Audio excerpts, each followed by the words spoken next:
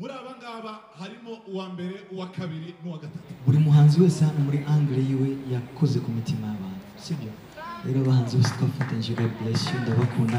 Ngewe iyi check rwose nanjye iki gikombe ngituye abahanzi bose twafatanyije, of course namwe mwadushyigikiye. God bless you. Tuzanayagabana gabi cause hallelujah, Imana iguhe umugisha cyane.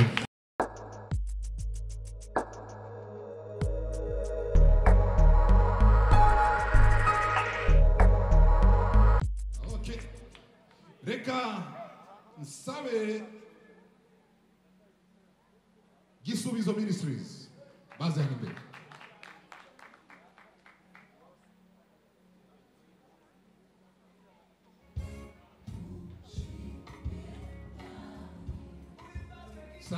Zabo mwatoyera? Oya. Reka mpamagare Aline Gahongayire avana imbere.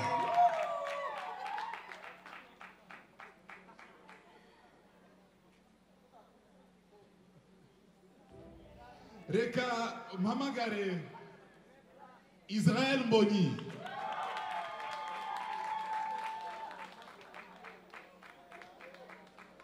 Abapasteri nabo twari kubahamagara ariko numva bashobora kuba batashe. Abenshi batashe. Ariko tuzagenda tubashyikiriza ishimwe cyangwa se n'ishimwe mu make ntabwo ari igihembo. Hano rero muri abangaba harimo uwa mbere uwa kabiri n'uwa gatatu. Bitewe nuko mwagiye mu batora. Mapenzi yapo sasa. Aha rero urukundo mukunda abahanzi banyu yagaragaye rwose kandi Imana ibahugisha. Mwikomera amashi. Edith mambo safi. Safi kabisa. Ndahamagara reka mpamagare Tonzi nigeze kumuraba ko hano arahari aje hafi ya Edith gatoya. Tonzi arahari yatashe. Reka mpamagare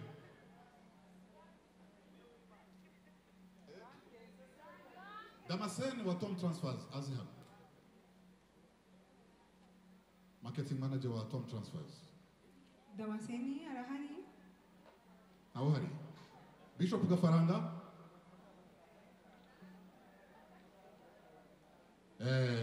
Sawa.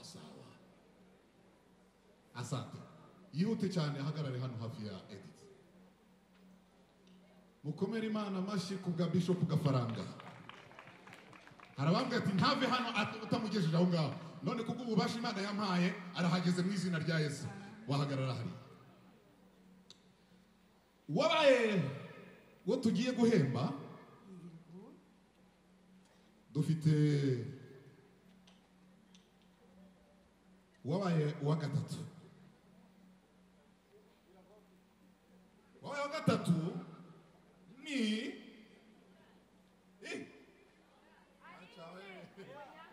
Gisubizo Ministries. Bafite miliyoni yabo kashe zabo. Nibaze bayibahe ndashaka kugira ngo Bishop Gafaranga babahe igihembo hanyuma agishikirize umuyobozi wa Gisubizo Ministries. Iri yari uretse bayizane urayibaha. Okay,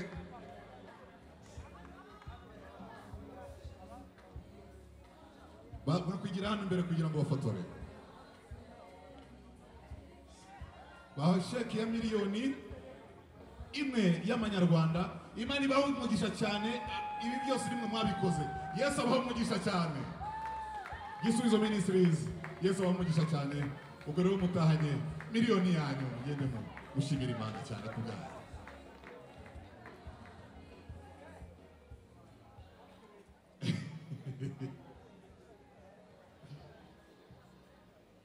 Noneho rero hari ikintu shaka kubabwira.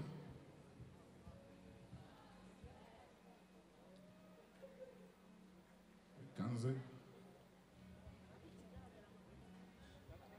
hari rero umuhanzi wakoze neza cyane, sibyo?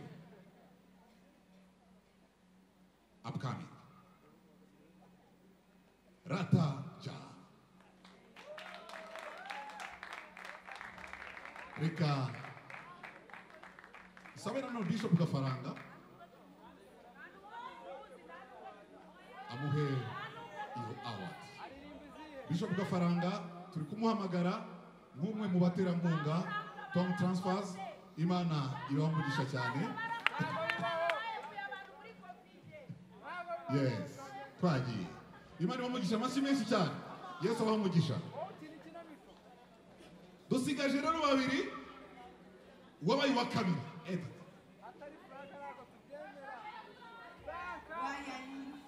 Kubera iki? Wabaye wa kabiri. Wabaye wa kabiri.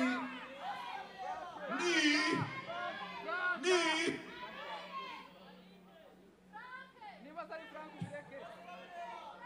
Aline Gahongayire kuri sheke ya miliyoni 2.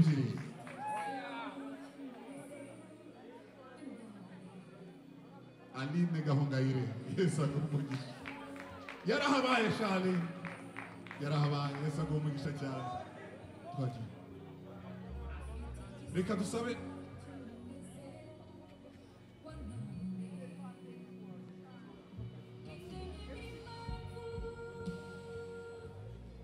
noneho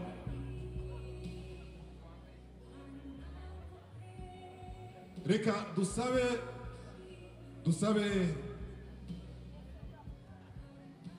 Aposo Yongwe aze ahagarare hariya. Wabaye wa mbere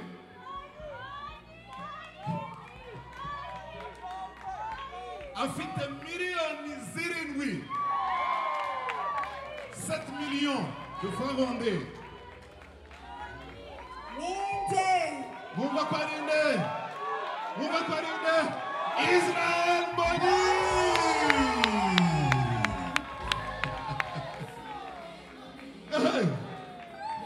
Reka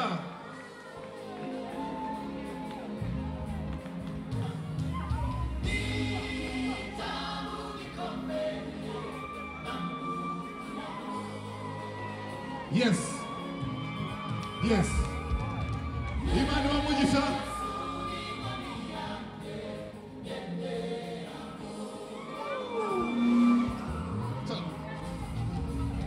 Sawa.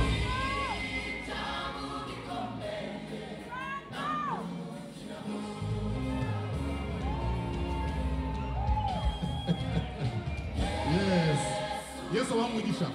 Noneho reka nsabe abaho ibihembo bose baze hano imbere. Abaho ibihembo nayo masheke yanyu muze hano imbere. So, dufite aba pasiteri nabwo bazashyirwa ibihembo byabo.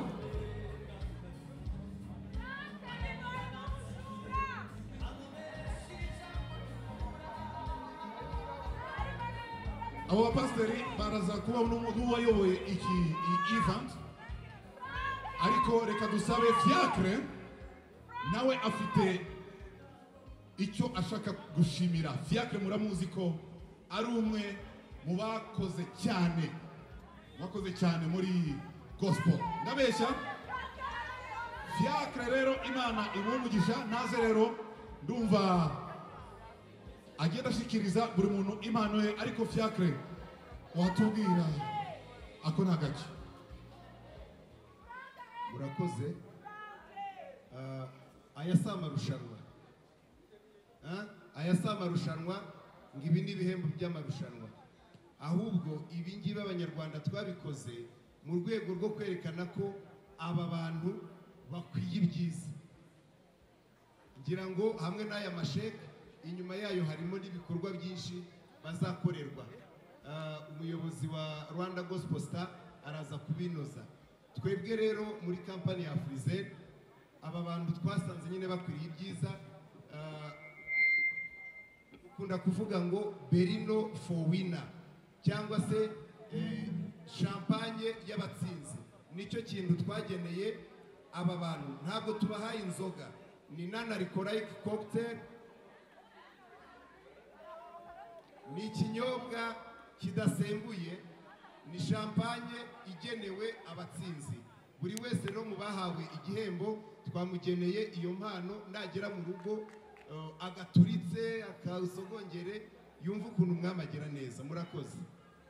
Murakoze cyane, reka dushimire cyane abaterankunga, ibinyamakuru byose byo mu Rwanda, reka tubashimire cyane, reka dushimire cyane uwaduhaye sound nziza, dushimira cyane Martin, dushimira cyane Titi, Imana iguhe umugisha cyane. Hagati aho rero nkabashimira cyane idekoro mwabonye ahangaha nziza cyane, dushimire cyane Safi Loana, Yesu aguhe umugisha cyane. So mugiye kandi tuko kurindira umuyobozi kugira ngo agire icyo avuga, reka dusabe amasegonda make abangaba bagiye bahabwa ibihembo kugira ngo bagaragaze ikiri ku mutima wawe. Yes. Gisubizo.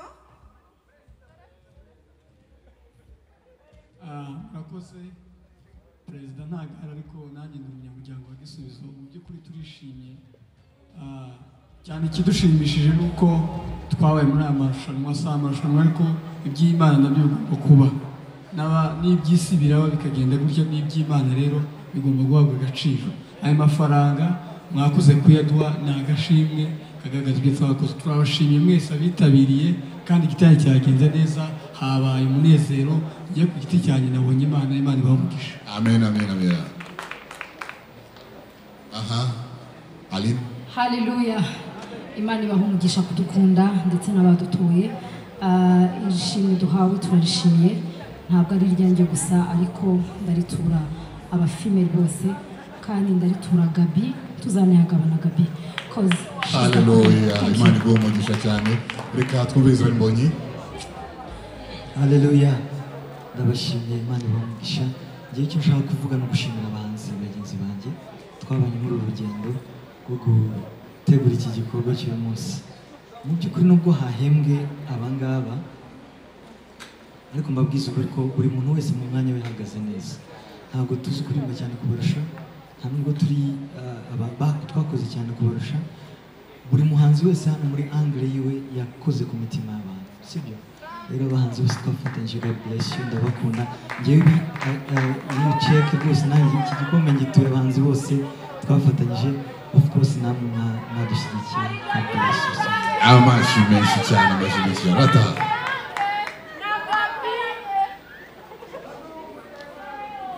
Praise God. Hallelujah. Ndashimira Imana kubw'iki gikorwa cya Rwanda Gospel Stars, uburyo banatekereje ko hari n'aba upcoming artist. Icyo nizeye cyo nuko ibyiza biri imbere. Hari na album umuntu ari gutegura na Ganzi on the way. Ikindi kandi turibaza ko yari itangiriro, kandi ngo ubwiza bw'iyo nzu buzaba bwiza kuruta inzu ya mbere. Hallelujah. So ndasaba ubutaha ni iki gikorwa nicyongera kugaruka twese tuzakigira nk'icyacu, kuko finally we have one heaven, one God. God bless you. Amen. Reka mpamagare Apotre Yongwe aze. Imana imumugisha, yabanye natwe rwose muri gahunda zose. Imana igumugisha Apotre Yongwe rwose, sinzi menya nzazi wawe gushimira Imana ibitangaza Imana yakoze. Dusoza reka duhaguruke twese hanyuma dusengere gutandukana.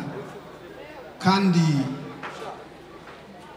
Bibiliya iravuga ngo iyatangiye umurimo wayo mwiza ni nayo izawusohoza. Imana yaratangiye kandi irashohoje.